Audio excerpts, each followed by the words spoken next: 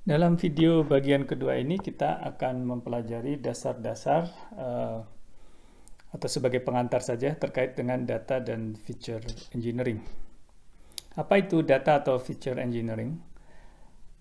Data engineering adalah aspek dari sains data yang berfokus pada aplikasi secara praktis, pengumpulan dan analisis. Ini saya pakai dalam kurung analisis awal dari data. Nah, biasanya ini dilakukan di awal ya, sebelum kita menggunakan tools analisis lainnya. Mengapa perlu data atau feature engineering ya? Karena untuk menjawab pertanyaan-pertanyaan penelitian ya, misalkan apa saja yang mempengaruhi seorang konsumen membeli produk tertentu di sebuah e-commerce, atau iklan seperti apa yang seharusnya dilakukan oleh sebuah perusahaan game supaya orang tertarik untuk mengklik ya, dan akhirnya mendownload dan seterusnya. Untuk menjawab pertanyaan-pertanyaan seperti itu perlu mekanisme yang baik ya dalam pengumpulan dan validasi informasi. Jadi informasi apa saja yang perlu dikumpulkannya. Jadi data-data apa saja yang perlu dikumpulkan. Ya, kalau seperti dalam contoh yang saya berikan tadi, dalam e-commerce banyak sekali data ya. Dalam satu halaman yang dilihat seorang calon pembeli itu ada banyak sekali komponen ya. Mulai apa? Yang jelas-jelas berupa data, misalkan harga, kemudian nama produknya, merek, sampai ke hal-hal yang mungkin tidak bersifat teknis, misalkan font ya, ukurannya berapa, pakai font apa, warna latar belakang web page-nya apa, dan atau bahkan sebelumnya dia berkunjung ke website apa, dia berkunjung pada jam berapa. Pada dasarnya semua data itu ada pada dasarnya. Nah, jadi dalam data atau feature engineering kita perlu merumuskan ya. Jadi mekanisme pengumpulan datanya seperti apa? Data apa saja yang perlu dikumpulkan? Nah, bagaimana kita memvalidasi data yang terkumpul itu? Misalkan apakah yang berkunjung itu bot ya? Jadi apa? Robot. Jadi seolah-olah yang visitornya banyak sekali, tapi itu bukan orang sebenarnya, tetapi sesuatu yang diprogram. Bagaimana kita memvalidasi itu? Nah, jadi data atau feature engineering terkait dengan algoritma. Ada dua sebenarnya, terkait dengan yang pertama terkait dengan algoritma atau mekanisme bagaimana kita memanipulasi data, tanda kutip ya, tanda kutip manipulasi itu. Kalau bahasa Inggris sih manipulasi tidak harus negatif ya. Data manipulation itu artinya menambah, mengalih, mengurang, kemudian memotong dan lain sebagainya, itu termasuk data manipulation. Kalau di Indonesia biasanya manipulasi itu berbohong ya. Dan yang kedua, pemahaman konteks bisnis yang berujung pada feature selection. Jadi dari sekian banyak data yang mungkin dikumpulkan, mana yang relevan, itu bagian dari feature selection. Kita bisa melakukan feature selection berdasarkan pemahaman kita terhadap konteks bisnis ya. Misalkan terkait dengan ukuran font ya mungkin nggak relevan gitu ya. Tetapi terkait dengan harga ya, itu relevan. Nah, ini ada definisi yang disebut dengan feature selection, adalah proses untuk men-select, untuk memilih a subset ya. Jadi sebagian dari relevant features untuk model construction. Jadi untuk kita membangun model, apakah itu model regresi ya. Kalau kalian masih ingat, di regresi itu ada X1, X2, X3. Jadi kalau tadi di halaman web page kita mungkin punya 1000 variabel ya. Tetapi nggak semuanya perlu kita masukkan ke dalam model regresi kita kalau kita pakai regresi. This reducing training times ya, karena semakin banyak variabel ya, itu pemrosesannya akan semakin susah ya. Dan juga untuk mensimplify model ya, model kita lebih mudah diinterpretasikan kalau variabelnya cuma 2 dibanding kalau variabelnya ada 20. And improving the chances of generalization, avoiding overfitting. Ya, jadi kalau kita punya 100 variabel, seolah-olah prediksinya tepat sekali. Tetapi begitu dipakai nanti ya, di deploy, tiba-tiba salahnya besar sekali. Itu adalah fenomena overfitting. Itu nanti akan kita bahas setelah UTS.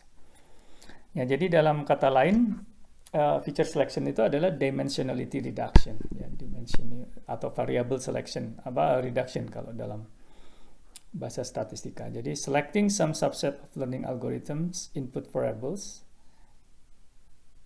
Jadi memilih sebagian kecil dari input variable ya, di mana algoritma ini fokus pada variabel-variabel itu dan mengabaikan variabel lainnya.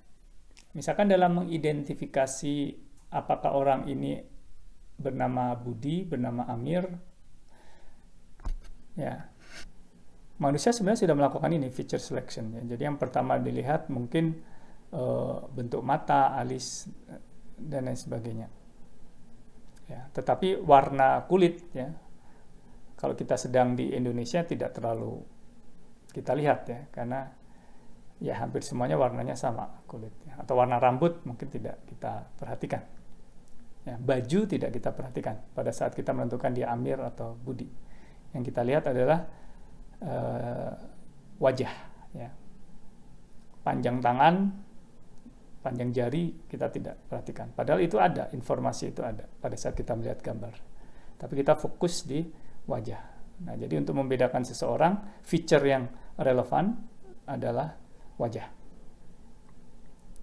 Nah, kalau kalian sudah belajar di pemodelan sistem ya, jadi ini analogi dengan pemilihan komponen sistem yang dianggap paling relevan untuk dimodelkan. Jadi kita fokus di komponen yang paling relevan. Ya, ini gambarannya saja, feature selection. Jadi pada dasarnya ada banyak sekali feature ya. Feature itu sekali lagi dalam bahasa statistik dia variable ya. Jadi feature variable itu lumayan interchangeable. Nah, jadi dalam feature selection ini nanti dia diseleksi mana yang nggak relevan. Seperti itu. Jadi misalkan panjang jari tangan tidak membedakan Amir dan Budi, ya.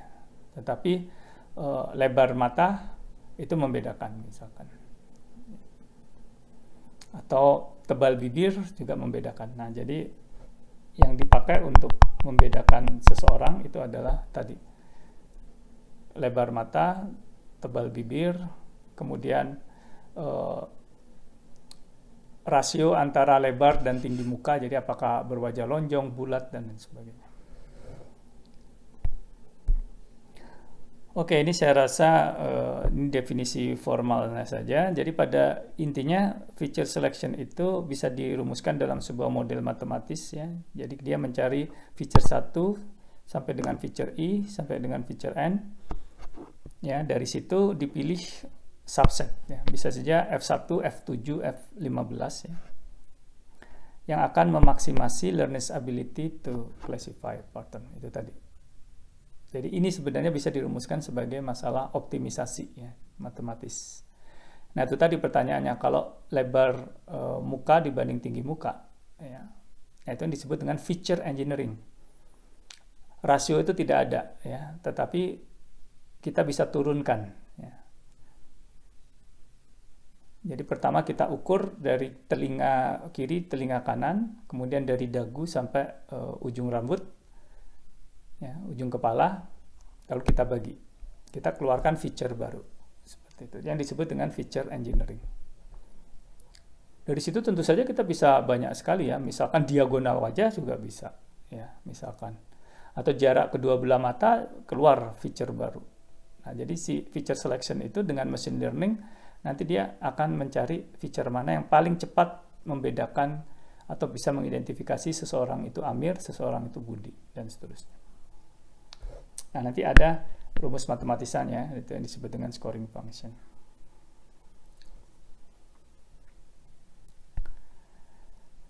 Nah, pertanyaannya adalah, ini sekarang juga termasuk debat ya, perlu nggak sih feature selection ya dalam machine learning ya? Apakah nggak sebaiknya semua variabel itu dimasukkan saja ya? Semua feature itu masukin saja, ada 100 semuanya dimasukkan. Nanti biar dia belajar sendiri ya. Nah, itu ada plus minusnya. Buat yang yes, nah Itu kenapa? Karena untuk beberapa domain, ya, beberapa bidang, itu variabelnya bisa ratusan atau feature-nya ya, bisa ratusan bahkan sampai ribuan. Dan banyak diantaranya yang tidak relevan, irrelevan, dan redundant. Nah, informasi yang redundant dan tidak relevan bisa membingungkan mesin yang sedang belajar. Ya. Kalau manusia mungkin tadi ya, sekali lagi kalau kita diberi foto, baju itu juga informasi ya, warna baju yang dipakai. Tapi tidak relevan untuk membedakan Amir atau Budi, karena Amir bisa saja pakai baju hijau, Budi pakai baju merah di suatu kesempatan. Kesempatan lain, Amir pakai baju merah, Budi pakai baju hijau. Ya, jadi feature itu sebenarnya nggak relevan. Tapi kalau itu dimasukkan semuanya, diproses, itu tadi ya. Bahkan kadang overfitting ya, kalau terjadi kebetulan datanya. Nah, jadi itu juga membutuhkan resources yang banyak. Ada namanya course of dimensionality. Kalau sudah belajar di optimisasi, semakin banyak dimensi, dia makin lambat. Dan lambatnya non-linear ya, seperti itu. Sebaliknya yang kubu satunya, yang kenapa pusing-pusing dengan feature selection ya. Jadi informasinya sudah inherent ya, inherent itu ada di dalamnya. Kemudian mereka mengatakan lebih banyak feature berarti lebih banyak informasi, lebih banyak discrimination power, lebih sanggup membedakan.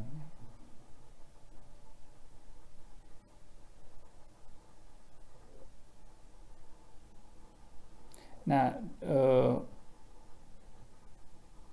dalam prakteknya itu tadi, seringkali semakin banyak informasi itu memang the case-nya ya, semakin bagus gitu ya. Dan mesin itu bisa belajar sendirilah mana yang relevan dan tidak relevan, seperti itu.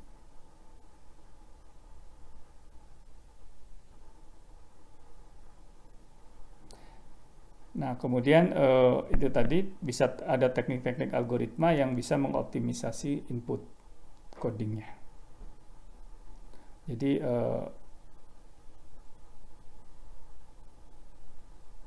mereka sendiri yang akan mengoptimisasi input untuk modelnya. Ya. Tidak dari awal sudah dibatasi dengan feature selection.